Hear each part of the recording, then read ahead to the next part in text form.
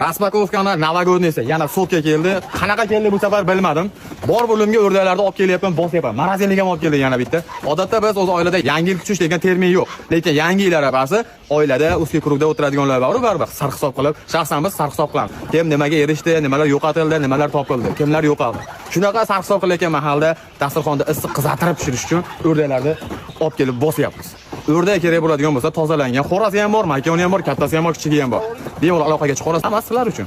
Yana 100 ta keldi. Borganim ham yo'q bu safar yana. Aldamagan bo'lsa hisob. Aldamas, balki kuzatasizmi meni aka? Niq. Butunagan qanoti.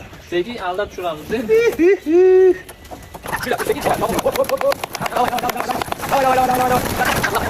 Yaxshi.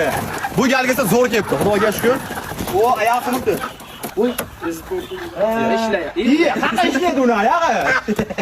Toza o'rdak kerak bo'ladigan bo'lsa, yangi yil arafasida uski krug oila davrasida o'zlari chiroyli qilib o'tiraman degan niyat bo'ladigan bo'lsa, o'rdaklar bor. Xudo xolasa harakatdamiz.